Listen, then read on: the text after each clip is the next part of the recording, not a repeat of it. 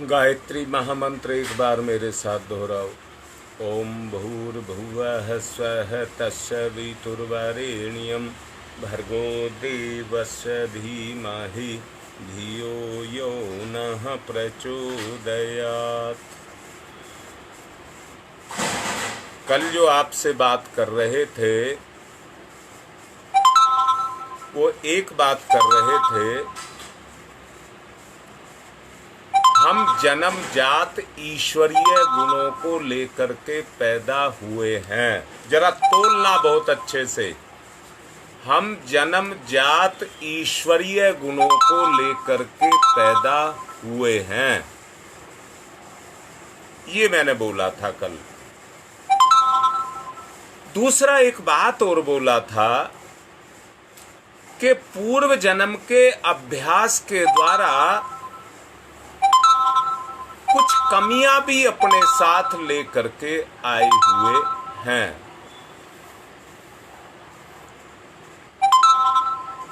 जन्म तो इसलिए हुआ है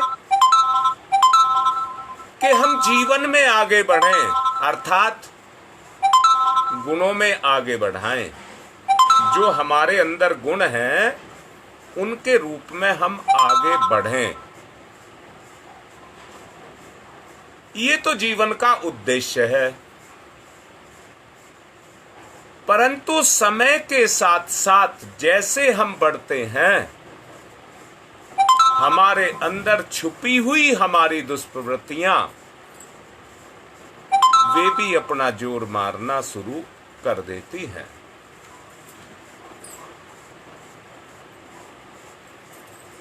जिनके कारण हम अपने भौतिक जीवन में भटक जाते हैं, और उसका मात्र एक ही कारण है और कोई कारण नहीं है, मन की चंचलता, जीवन की अस्थिरता। मन की चंचलता यानी कि जीवन की अस्थिरता।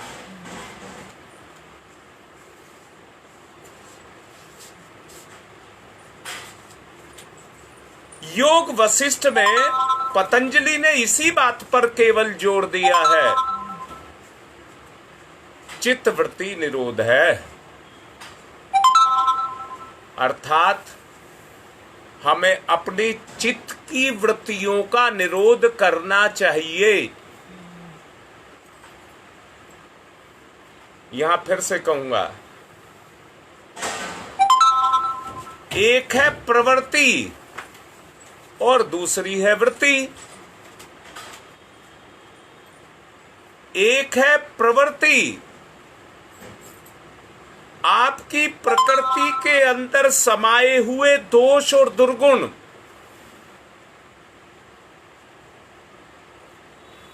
जैसे श्री कृष्ण भगवान बार बार अर्जुन को गीता का पाठ सिखा रहे हैं। अंत में अर्जुन कहता है कि हे भगवान, ये सब मैं समझता तो हूं, जो आप कह रहे हैं ठीक वो ही है, परंतु मेरी हिम्मत नहीं जग रही कि मैं यही कर सकूं जो आप कह रहे हैं। मेरी अपनी वृत्तियां जोर मारती हैं, वृत्ति जोर मारती हैं, जिनसे मैं बंधा हुआ हूं, मेरी वो वृत्तियां जोर मारती हैं। वो मुझसे कहती है, क्या करेगा धन दौलत का, जमीन जायदाद का, इससे तो ऐसे ही जीवन जी लिया जाए। परंतु श्री कृष्ण भगवान कहते हैं ये न्याय नहीं है, ये न्याय नहीं है।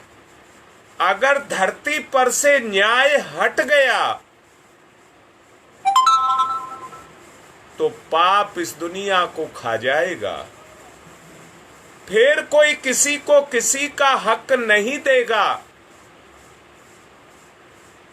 इसलिए हे अर्जुन, तू न्याय कर। अब बार बार कह रहा हूं, श्री कृष्ण भी बार बार अर्जुन को यही कह रहे हैं। वो तैयार होता है संघर्ष के लिए, परंतु वृत्ति के अंदर छुपी हुई उसकी कमजोरियां उसको बार बार परास्त करती हैं, बार बार उसको परास्त करती हैं। अंत में श्री कृष्ण ने भी अपना समझाने का क्रम नहीं छोड़ा। और देखिए, फिर दोबारा से बोल रहा हूं, पूरे कौरव और पांडवों के काल में श्री कृष्ण ने कहीं पर भी कोई हथियार नहीं उठाया है, कहीं पर भी कोई हथियार नहीं उठाया है। जो है वो अर्जुन के माध्यम से ही कराया है। अपनी सारी शक्तियां अर्जुन को देते चले गए, देते चले गए। अंत में अर्जुन को बाध्य होना पड़ा। करिष्ये वचनम तव, ये कब कहा?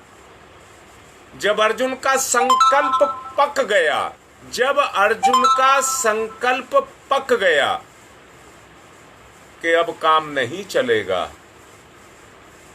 अब काम नहीं चलेगा, ये बुराइयां तो बड़ी बेशर्म हैं, ये किसी की लोक लिहाज को नहीं मानती, इनको किसी से डर नहीं लगता,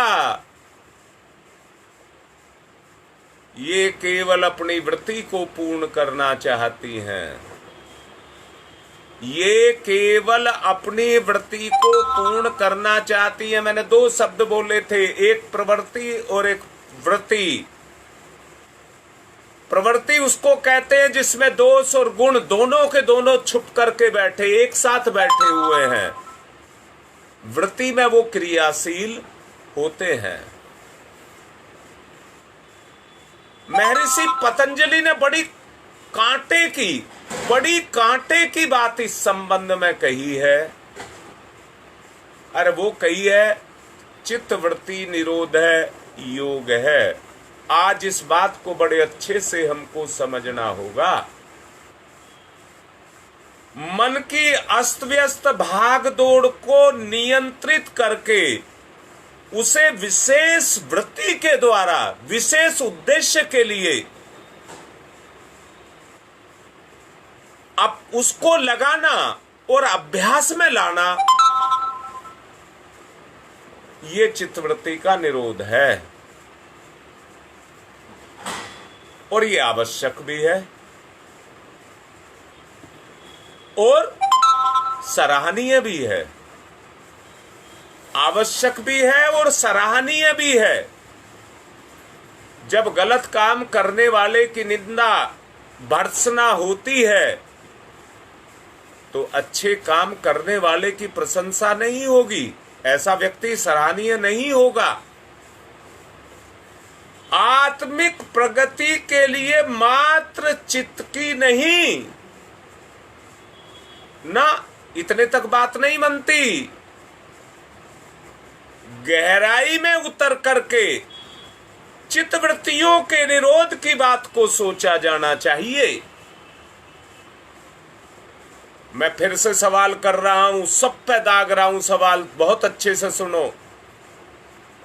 ऐसा कौन नहीं है हम में से जितने सुन रहे हैं और मैं सुना रहा हूं कि जो चित्तवृत्तियों का निरोध नहीं करता?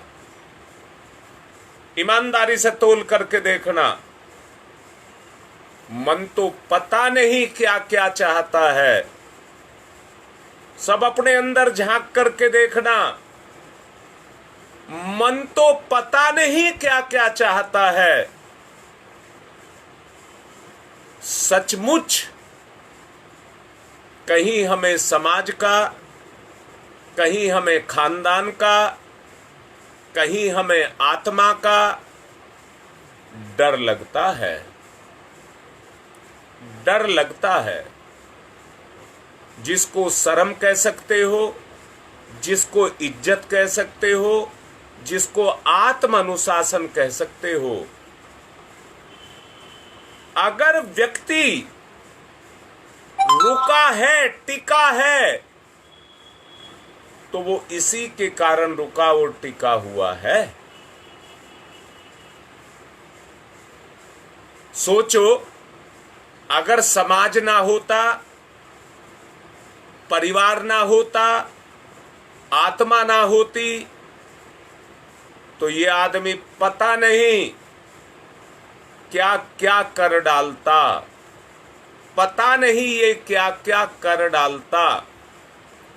तो जहां तक निरोध की बात मैंने कही है, उथला, गहराई का नहीं कह रहा, उथला चित्तवृत्तियों का निरोध तो हर कोई करता है, परंतु गहराई में उतर करके उस निरोध को करने की आवश्यकता है।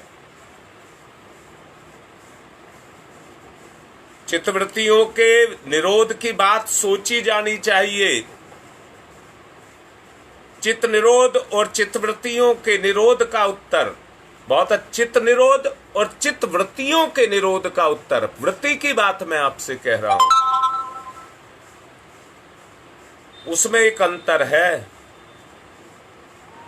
प्रत्येक, हम में से प्रत्येक विचारशील व्यक्ति को इसको बहुत अच्छे से स्पष्ट कर लेना चाहिए, बहुत अच्छे से इसको स्पष्ट कर लेना चाहिए।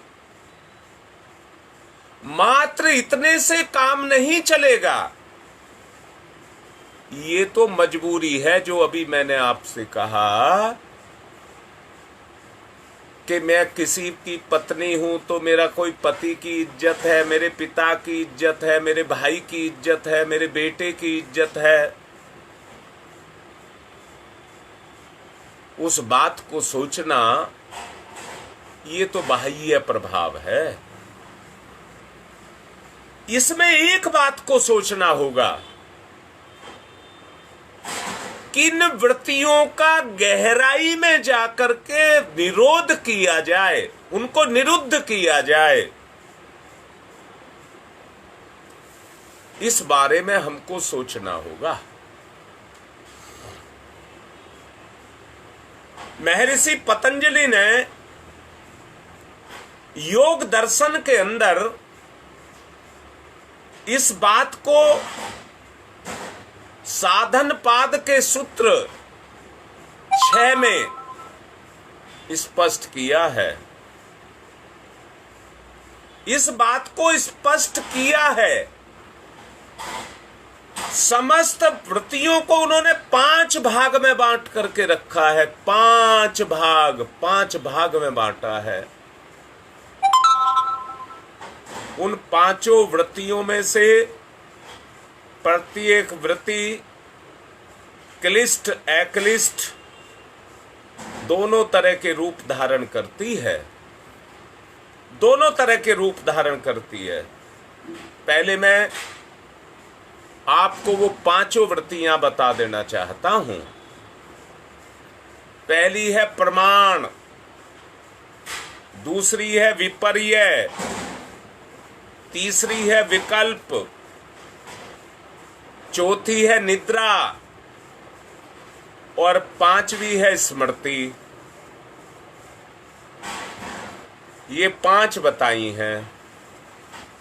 मन है दोबारा से आपको बताऊं। पहला है प्रमाण, दूसरा है विपर्य, तीसरा है विकल्प, चौथा है निद्रा और 5वां है स्मृति। मेरा बड़े अच्छा से मन है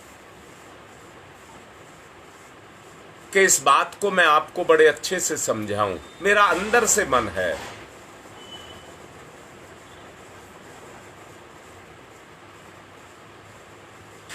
ये 5 प्रकार की चंचलताएं हमारे अंदर छाई रहती हैं, हमारी चेतना के ऊपर छाई रहती हैं। सूरज पर धूल घटा छा जाए तो सूरज को ढक लेती है। ये 5 वृत्तियां भी हमारी चेतना को, विवेक को ढक लेती हैं। आप लोगों ने देखा होगा और समझा होगा, जिस चीज को हम बुरा मानते हैं और करना नहीं चाहते, अवसर मिलने पर ये वृत्तियां सक्रिय हो जाती हैं और नहीं चाहते हैं उस काम को करना, परंतु ये वृत्तियां उसी काम को करा लेती हैं। जितनी देर उस काम में, उस सुख में हम निरत रहते हैं, उतनी देर ये विवेक हमारे अंदर पैदा नहीं होने देती। जानबूझ करके, सोच समझ करके, जानता बूझता समझदार व्यक्ति भी, बहुत ऊंचे स्तर का व्यक्ति भी इनकी गुलामियत करते हुए देखा गया है। मैंने कल आपसे बात करी थी आपकी विशेषताओं की, और ये कहा गया था आप, ये तो निश्चित है कि आपके अंदर आपकी विशेषताएं हैं, ये तो निश्चित है, इस बात पर सोचने की आवश्यकता नहीं है। जैसे मैं उदाहरण के लिए आपसे कहना चाहूंगा, आप कोई नशा नहीं करते हैं, ध्यान से समझ लेना, आप कोई नशा नहीं करते हैं और प्रलोभन दिया जाए, वृत्तियों में नशे का भाव भी ना हो, ना विचार ही नहीं कहा है मैंने, भाव ही ना हो, और आपको कोई प्रलोभन दे कि मैं इतनी धन दौलत आपको दूंगा, आप नशा कर लीजिए, या आप मांस नहीं खाते हैं और आपको कोई लालच दे कि आप मांस खा लीजिए, इतना लालच ले लीजिए। मैं तो कहता हूं पूरी दुनिया का लालच भी आपको दिया जाए, जो भाव आपकी वृत्ति के अंदर या चिंतन के अंदर नहीं है, आप उस काम को कर नहीं सकते। इसको कहते हैं गुण। अर्थात जो किसी भी अवस्था में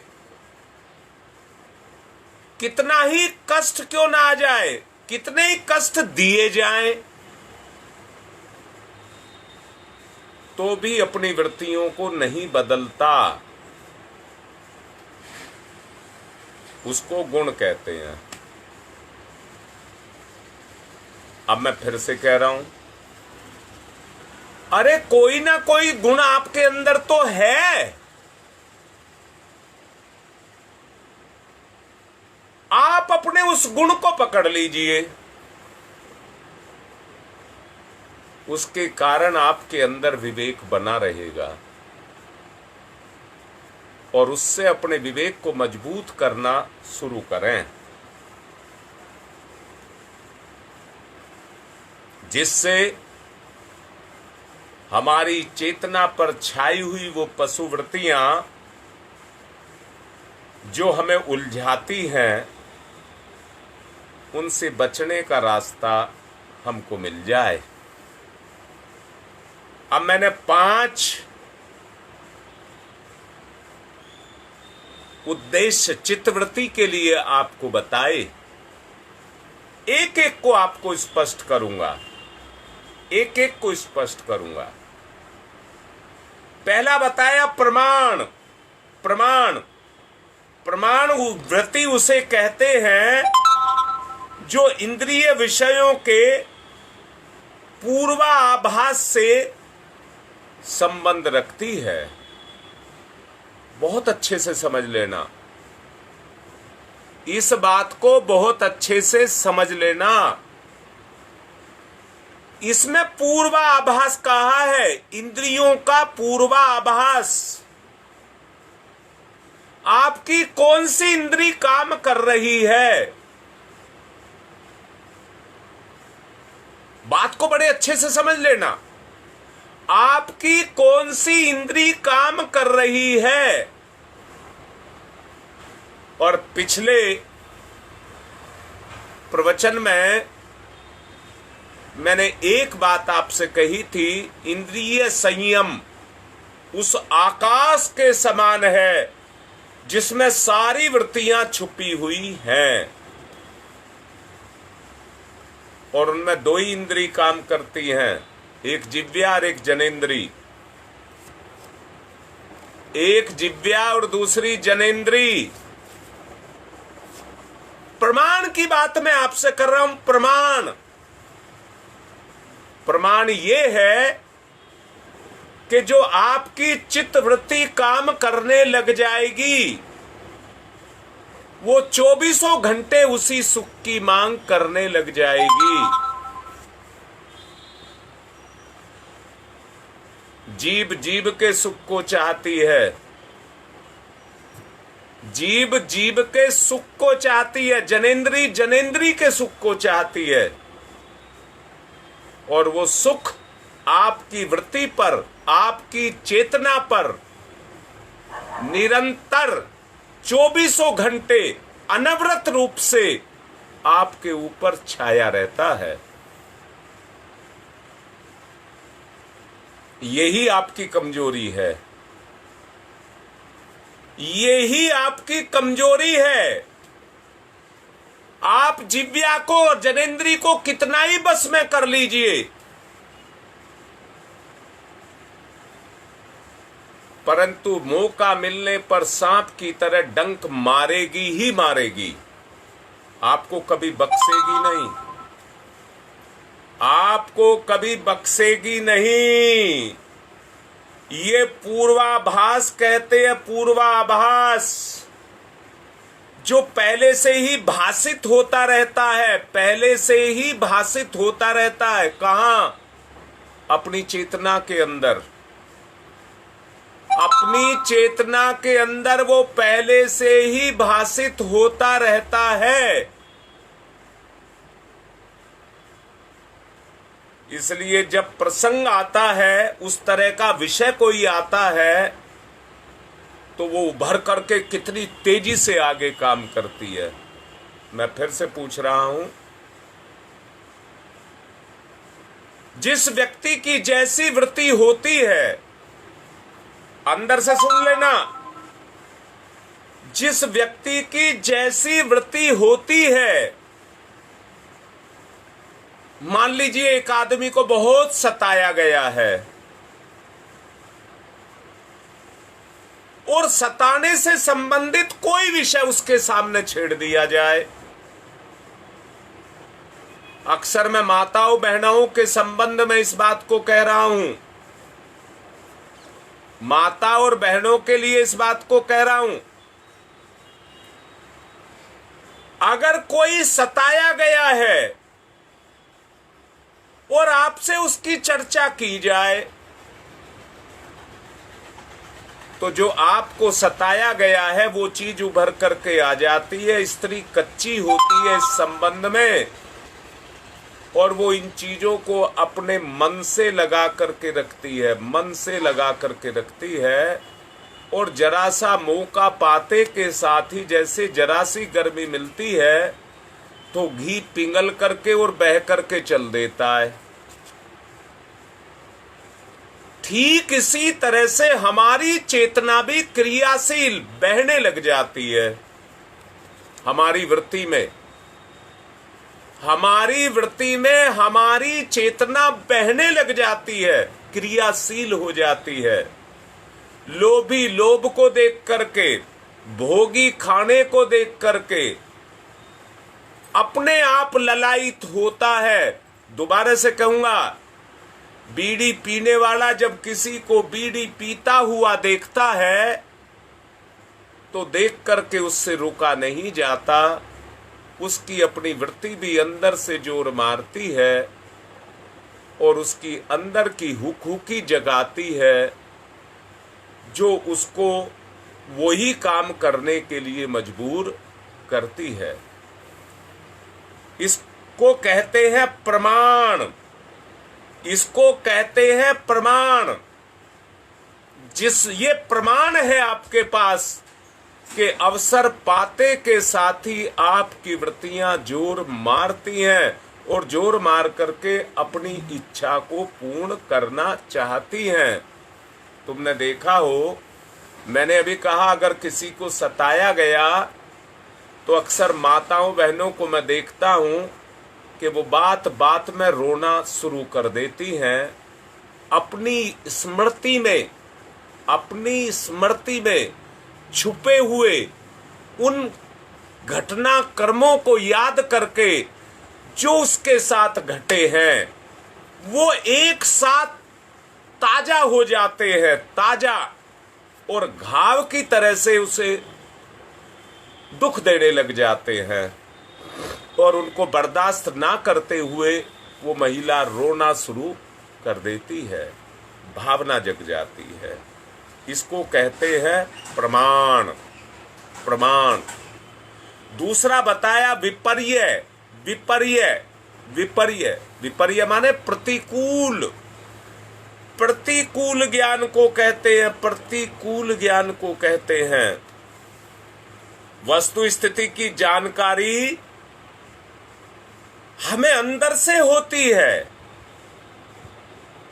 विपर्य को ठीक से समझ लेना।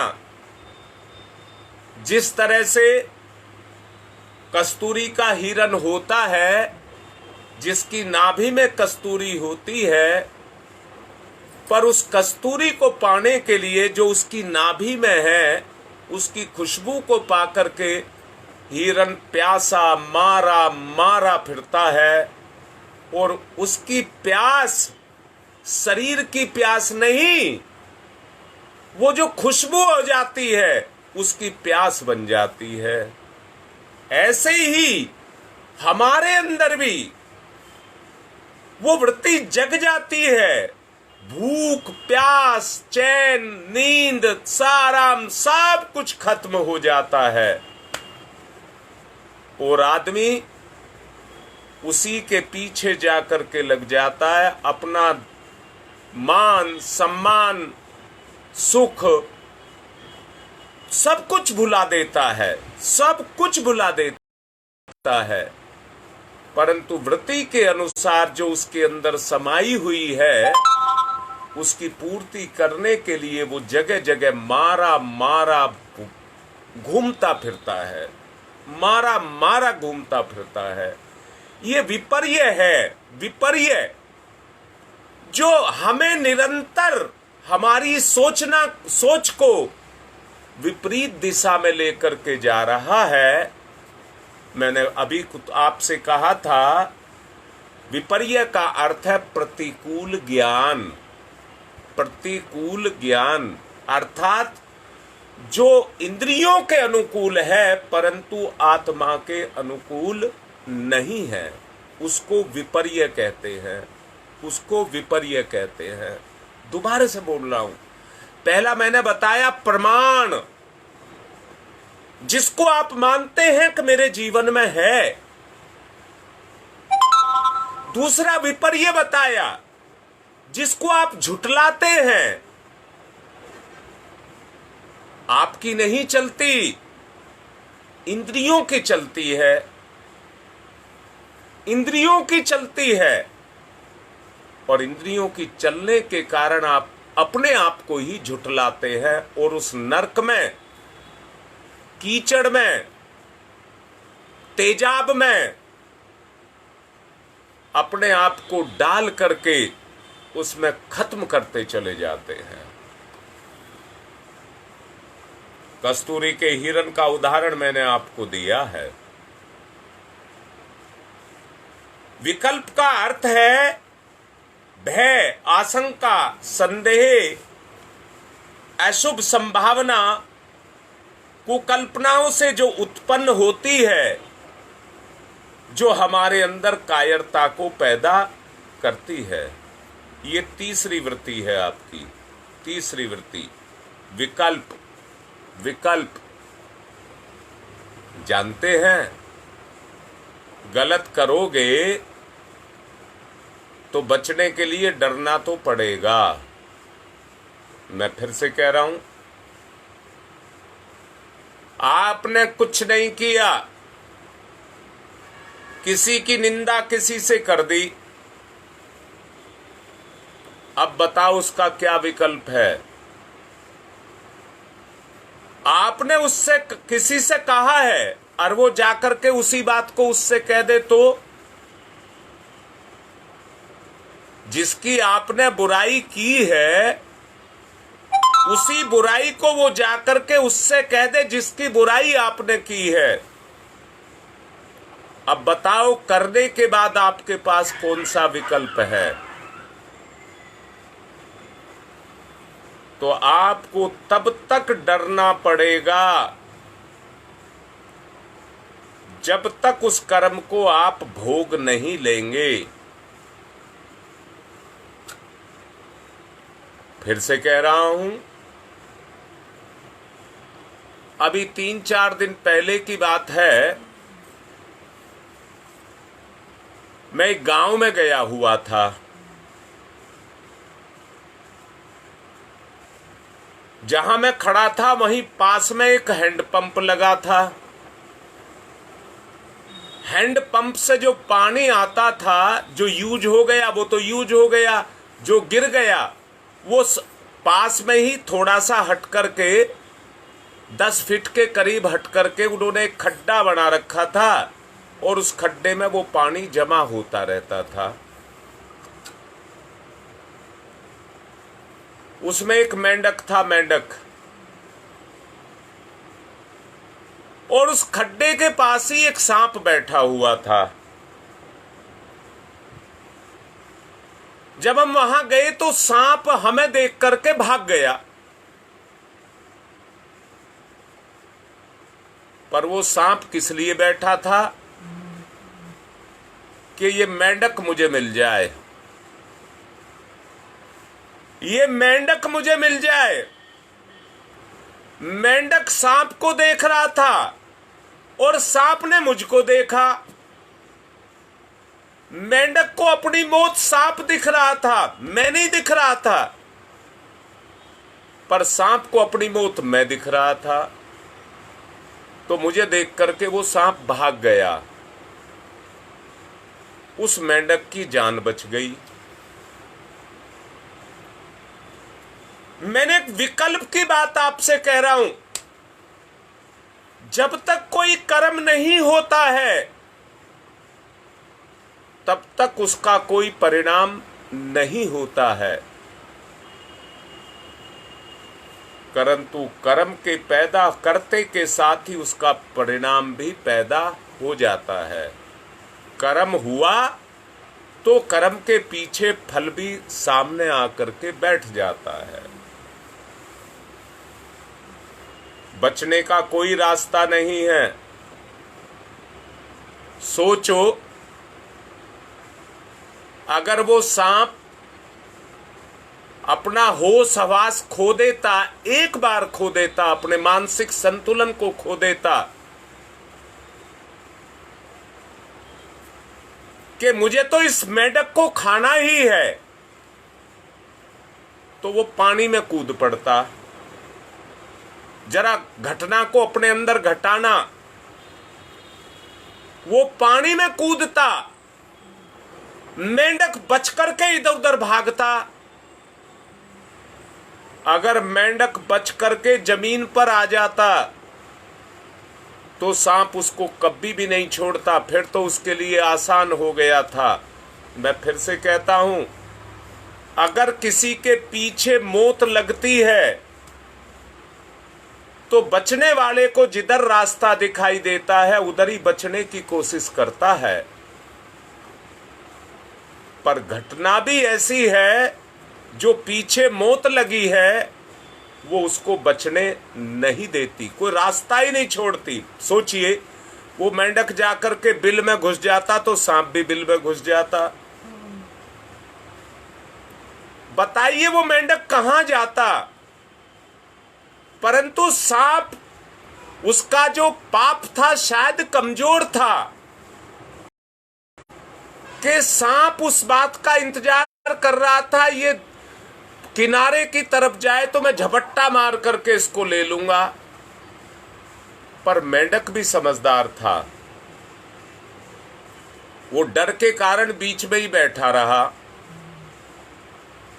घटना क्योंकि कमजोर थी, हीन वीर्य थी, उसमें ताकत नहीं थी। उसके मेंढक के भाग्य में जीवन शेष था, तो समय ने मुझे वहां पर खड़ा कर दिया। मेंढक की जान बच गई, मेंढक की जान बच गई। सांप भाग गया, अवसर मिल गया, अवसर मिल गया मेंढक को बचने का। अब ये मेंढक का दुर्भाग्य होगा, क्योंकि सांप को पता लग गया मेंढक यहां है, तो मेरे जाने के बाद वो दोबारा आ सकता है।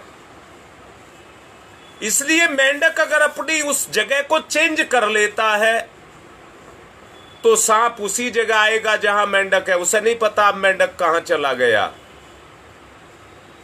उसे नहीं पता कि मेंढक कहां चला गया। वो उसको ढूंढता फिरेगा, परंतु मेंढक बच सकता है। मैं क्या कहना चाहता हूं, विकल्प की बात आपसे कह रहा हूं। विकल्प, और विकल्प मैंने कहा भय, आशंका, संदेह, अशुभ संभावना, इनकी जो कुकल्पनाएं आपके अंदर पैदा होती हैं, आपके अंदर पैदा होती हैं, ये ऐसे ही पैदा नहीं होती, ये सब कर्मों का खेल है, उसी के कारण हमारे अंदर पैदा होती हैं। समय पूरा हो रहा है, इसलिए इन 5 को मैं आपको बिल्कुल स्पष्ट करना चाहूंगा। थोड़ा समय ज्यादा भी हो जाए तो महसूस मत करना, क्योंकि ये 5 को बहुत अच्छे से जानना बहुत आवश्यक है। अगला है चौथा, निद्रा। निद्रा का मतलब सोना मत समझ लेना, ना ना ना ना ना ना ना। मैंने कहा है, पहले शुरू में कहा था, हमें काहे के लिए चित्तवृत्तियों के निरोध को बाहर से नहीं, गहराई में जाकर के उनको हटाना होगा। निद्रा का मतलब सोना और जगना नहीं कहते हैं, ना ना ना ना ना ना। बहुत अच्छे से समझ लेना, पाप कर्म करने में व्यक्ति में जोश आता है, जोश, और पुण्य कर्म करने में आदमी को आलस्य आता है।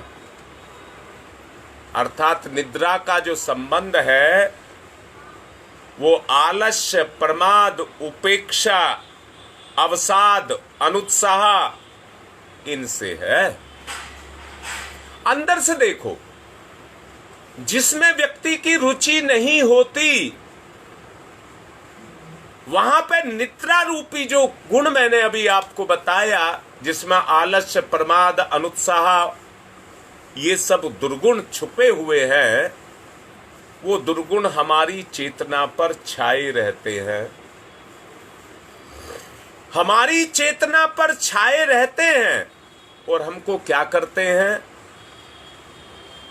ना बढ़ने की, ना करने की मनाही करते हैं। बुराई की तरफ तो तुरंत चलते हैं, अच्छाई की तरफ नहीं चलते। आज सच को देखना,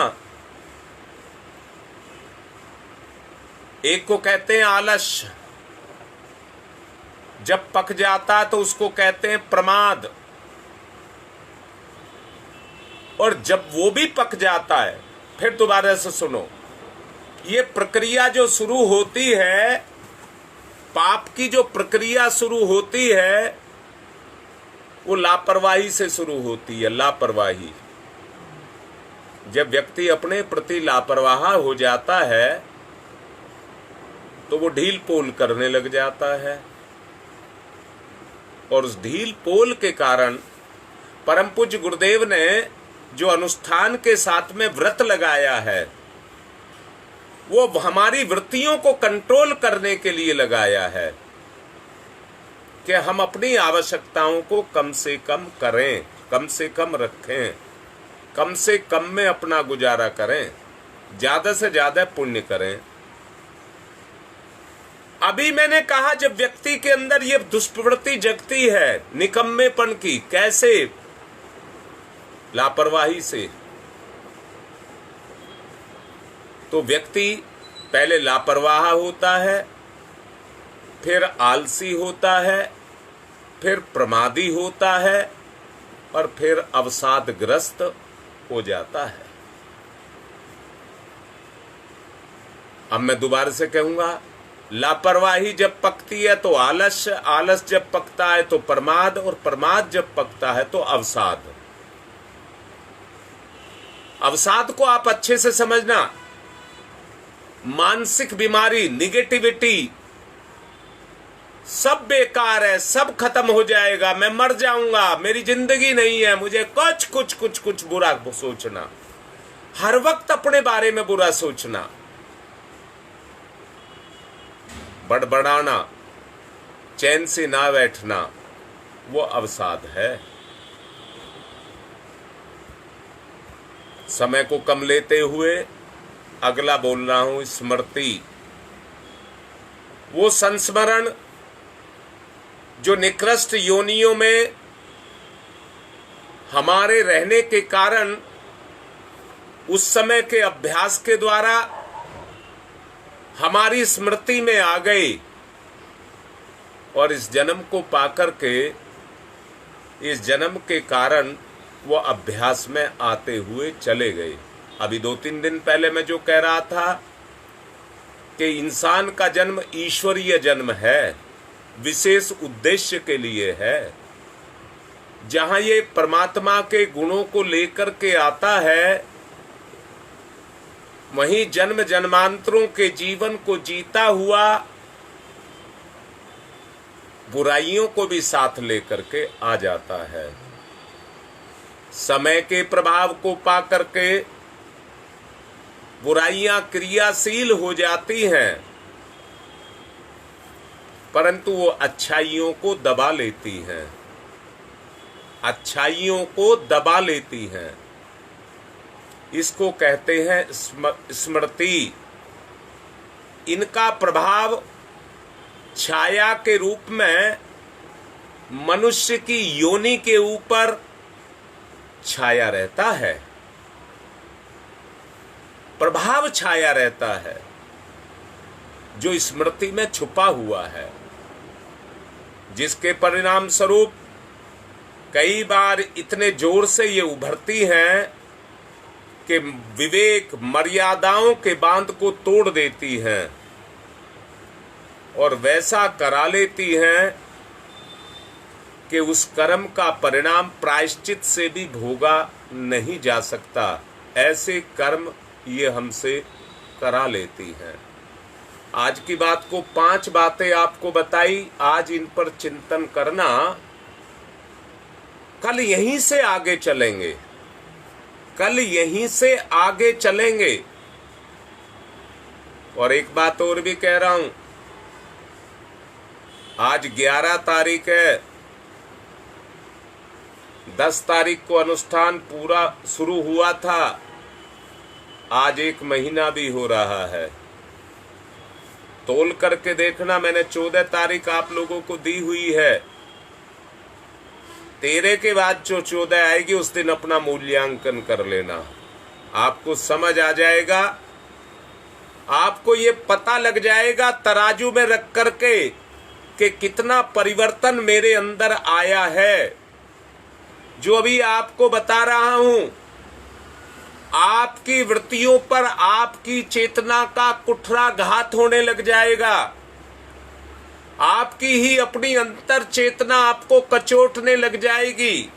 जो बात अभी आपको बोल रहा हूं, जब आपको अपनी ही वृत्ति में समाई हुई अपनी ही दुष्प्रवृत्तियां दिखाई देंगी तो आपकी अंतर आत्मा कचोटने लग जाएगी। जैसे अर्जुन की कचोटने लग गई थी और उसने कहा करिष्ये वचनम तव, वो स्थिति आपकी पैदा हो जाए। यहां मैं फिर से कह रहा हूं, सिद्धांत को दोष मत देना, गुरु को दोष मत देना। अगर कहीं कोई कमी है तो अभी ढूंढ लीजिए अपनी कमी को और उसको निकाल लीजिए। अभी 2 दिन का समय आपके पास है। अपनी बात को संपन्न कर रहा हूं और आत्मिक निवेदन कर रहा हूं, इस पर चिंतन करें। ओम शांति ही शांति ही शांति ही।